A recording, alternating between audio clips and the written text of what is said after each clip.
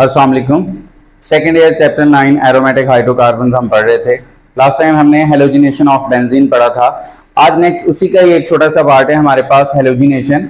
लेकिन इसमें क्या है कि बेंजीन के ऊपर जब कोई अल्काइल ग्रुप लगा हुआ होता है उस वक्त उसकी अगर हम हेलोजिनेशन करते हैं तो फिर हमारे पास क्या बनता है। अगर हमारे पास अल्काइल बेंजीन है उसको हम क्लोरीन Cl2 और Br2 ब्रोमीन के साथ रिएक्शन करवाएं in the presence of sunlight. Sunlight की मौजूदगी में only the alkyl groups are substituted. तो रिएक्शन में जो सिर्फ हिस्सा लेगा वो कौन लेगा, जो ऊपर अल्काइल ग्रुप लगा होगा वही हिस्सा लेगा रिएक्शन में। बाकी जो पूरा बेंजीन रिंग है उसने रिएक्शन में कोई हिस्सा नहीं लेना। बेंजीन रिंग जो है वो इंटैक्ट रहेगा, मतलब सही सलामत रहेगा, उसको कोई कुछ भी नहीं होगा, उसमें से ना हाइड्रोजन निकलेगा, कुछ भी नहीं, सिर्फ ऊपर से जो अल्काइल ग्रुप लगा होगा वही रिएक्शन में हिस्सा लेगा। अभी जो है वो 2-3 एग्जांपल से इसको डिस्कस करते हैं। अब बेंजीन है हमारे पास, बेंजीन रिंग, और इसके ऊपर जो है वो CH3 लगा हुआ है। तो बेंजीन के ऊपर CH3 लगा हो तो उसे हम बोलते हैं टॉल्यूइन। अब इसका क्लोरीन के साथ रिएक्शन है इन द प्रेजेंस ऑफ, यहां पे अगर हम टेक्स्ट बुक पे देखें तो सनलाइट लिखा हुआ है, आप सनलाइट भी लिख सकते हैं या उसकी जगह पे HNu ये वाला सिंबल भी लिख सकते हैं सनलाइट के लिए, या फिर बाज दफा हम UV भी लिख देते हैं, अल्ट्रावायलेट रेडिएशन। अब यहां पे क्या होना है, यहां से एक H निकलना है CH3 वाले में से, और यहां से एक Cl निकलना है, तो ये बन जाएगा हमारे पास HCl। और यहां पे क्या बच जाएगा हमारे पास, ये हमारे पास बच जाएगा बेंजीन, और उसके ऊपर ये बच जाएगा CH2, और ये बॉन्ड फ्री। ये बॉन्ड फ्री जो हुआ है वो किसकी वजह से हुआ है, जो हाइड्रोजन रिमूव हुआ है। यहां पे एक क्लोरीन है, ये वाला क्लोरीन यहां पे चला जाएगा और ये लग जाएगा यहां पे बेंजीन के साथ, ठीक है। ये हमारे पास बन जाएगा, इसका नाम है बेंजाइल क्लोराइड। अब इसी को उठा के बेंजाइल क्लोराइड को यहां पे हम लेके आते हैं। बेंजाइल को जब यहां पे हम लेके आते हैं और फर्दर इसकी क्लोरीनेशन करते हैं CH2Cl प्लस Cl2 के साथ, सेम कंडीशन है, ठीक है। अब मैं दोबारा नहीं लिख रहा, आप ऊपर वाली कंडीशन नीचे लिख सकते हैं। यहां से एक H और निकलेगा और यहां से Cl, ये क्या बन जाएगा हमारे पास, ये बन जाएगा HCl प्लस बेंजीन रिंग लिखें और उसके ऊपर CH और ये Cl। अब यहां पे एक बॉन्ड फ्री हो गया, ये कौन सा बॉन्ड फ्री हुआ, जहां से हाइड्रोजन निकला है, और यहां से एक Cl, तो ये हमारे पास Cl लग गया, इसका नाम है बेंजल क्लोराइड। और नेक्स्ट जो है बेंजल क्लोराइड को हम इधर ले आते हैं, और अब क्या होता है हमारे पास CH Cl प्लस Cl2, और सेम कंडीशन है।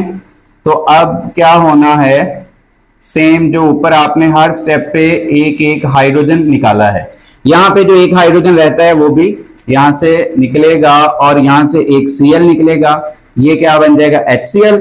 और ये वाला जब H निकलेगा तो बॉन्ड फ्री हो जाएगा, उसकी जगह पे एक Cl लग जाएगा।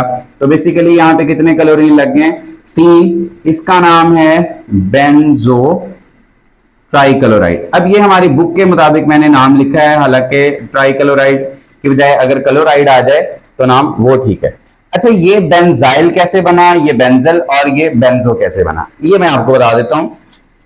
देखें, जब हमारे पास बेंजीन होती है ना, और बेंजीन में से एक H अगर हम रिमूव करते हैं, एक H निकालते हैं, तो हमारे पास जो चीज बनती है उसे हम बोलते हैं फिनाइल। एक H हटा दें तो फिनाइल, जैसे अल्केन में से एक H हटाएं तो अल्काइल, इसी तरह बेंजीन में से एक H निकाल दें तो फिनाइल बनता है। फिनाइल क्यों, क्योंकि बेंजीन का पुराना नाम जो है वो फीन इसे कहते थे, तो फीन से क्या बन गया, फिनाइल। मतलब ये अगर मैं इसे यूं भी लिख दूं, C6H6 है, एक H हटा दिया तो ये क्या बन जाएगा, C6H5। ये इस वक्त C6H5 ही है। अब आ जाए यहां पे, अगर बेंजीन के ऊपर, यहां पे आ जाए, अगर बेंजीन के ऊपर CH3 लगा हुआ है तो उसको बोलते हैं टॉल्वीन। अब मैं 3 कंडीशन लिख रहा हूं यहां पे। अगर बेंजीन में से जो CH3 ऊपर लगा हुआ है उसमें से एक H निकले तो बाकी जो बचता है वो हमारे पास बचता है CH2 और ये बॉन्ड फ्री, इसको बोलते हैं बेंजाइल। अब बेंजाइल इसको बोलते हैं, और इसके साथ अगर क्लोरीन लग जाए जैसे यहां पे लगा हुआ है तो बेंजाइल क्लोराइड बन जाएगा, और अगर इसकी जगह पे OH लग जाए सपोज तो बेंजाइल अल्कोहल बन जाएगा।